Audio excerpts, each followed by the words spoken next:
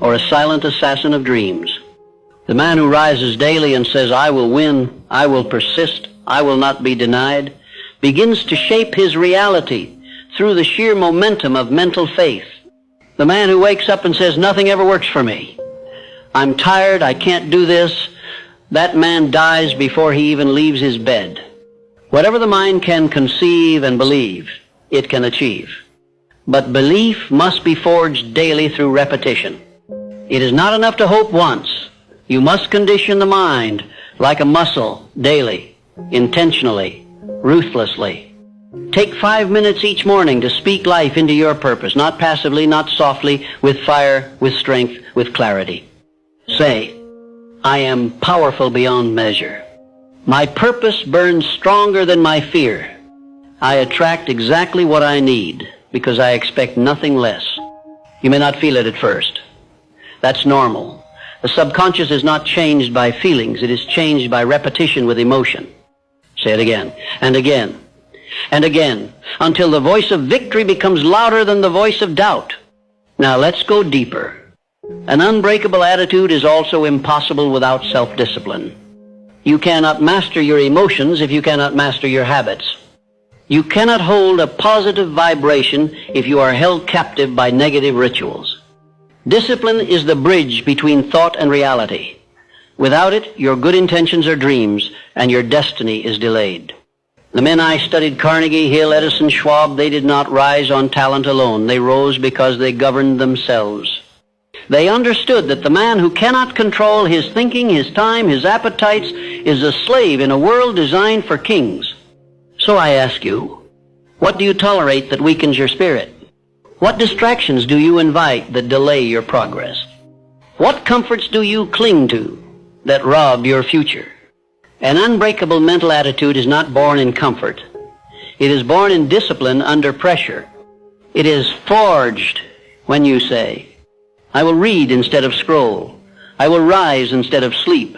I will speak power instead of complaint. Because every time you choose discipline over impulse, your inner strength grows. And every time you surrender to ease, your potential dies a little more. Now let's talk about perhaps the most vital truth I discovered after years of studying success and failure. Every adversity carries with it the seed of an equal or greater benefit. If you truly believe that, you can never lose. You may bleed, you may fall, you may suffer, but you will never be broken, because you'll know this is not the end, it is the test before elevation. Look back on your own life.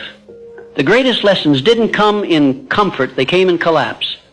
The greatest clarity didn't come when things were easy, it came when the storm hit and you had to decide whether to drown or rise. So I say to you, develop the habit of expecting the good in the bad. Train your mind to say, this pain is preparing me. This failure is redirecting me. This delay is protecting me. And what happens? You become unshakable. You become dangerous to defeat. Because life can't hurt a man who grows stronger every time he is hit. Now, let me reveal another core teaching from my life's work. You are never a victim of circumstance. You are only ever a victim of your response. Two men can face the same setback. One becomes bitter, the other becomes better. The difference? Mental attitude. When life slaps you across the face, you get to decide, will I curse it or will I bless it as the teacher that it is? When someone betrays you, you get to decide, will I become resentful or will I become wiser and stronger in boundaries? You cannot control what happens, but you always control what it becomes. This is the great secret of positive mental attitude. It doesn't remove difficulty, it redefines it. It doesn't stop the storm, it teaches you how to walk through it with purpose. Now let me warn you, there will be people who hate your mindset.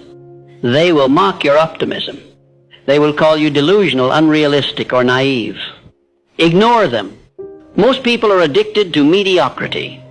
They've made a habit of hopelessness. They are threatened by anyone who dares to rise while they've made comfort with crawling.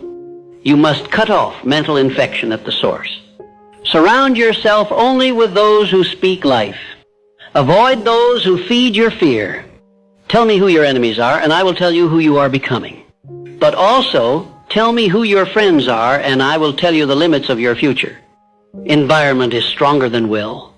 If you spend your time in darkness, don't expect your mind to shine. You must choose carefully what you allow to influence your attitude, because what enters your ears enters your spirit. Finally, let me leave you with this truth. You do not need permission to develop this power. You do not need a degree, a title, or approval.